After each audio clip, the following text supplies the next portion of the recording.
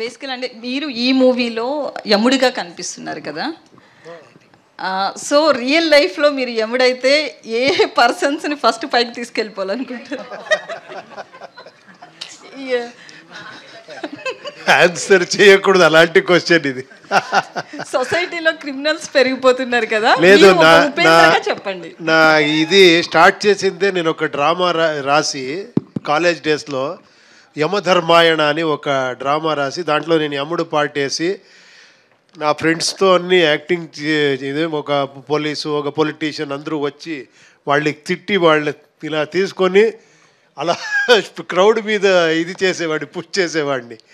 అలా అక్కడి నుంచి నాది ఇది స్టార్ట్ అయ్యింది నా డ్రామా ఈ రాసేది అదన్నీ.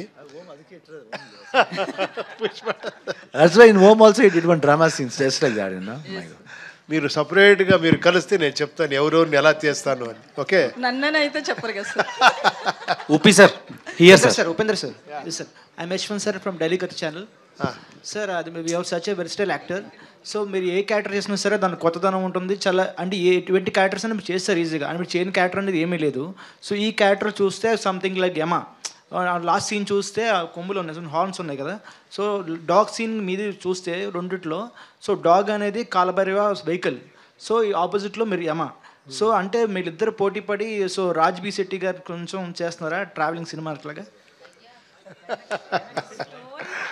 స్టోరీనే చెప్తా ఉన్నారు, బట్ ఇంతే కాదు, ఇంకేమేమో ఉంది చూడండి. సార్ ఇంకోటి ఓం సినిమా అది రీక్రియేట్ చేశారు మీ ఇద్దరు సీన్ అది. సో మీరు డైరెక్టర్, దాంట్లో ఆయన సో రాజ్ కుమార్ సార్ అయితే దాన్ని హీరో చేశారు. సో ఇది May 19th 30 years అవుతుంది మొత్తం. సో 30 yearsలో ఈ మూవీ రిలీజ్ అయ్యి 650 times రిలీజ్ చేశారు ఆల్ ఓవర్ ఇండియాలో. రికార్డ్ ఇది. సో ఆ మూవీని ఆ సీన్ మళ్ళీ ఈ సినిమాలో రీక్రియేట్ చేయడానికి మీ డైరెక్టర్ కాలా మీద? లేదు, దానికి ఒక ఇన్నర్ మీనింగ్ ఉంది, అది ఎక్స్ట్రాండరీ ఐడియా అవుతుంది.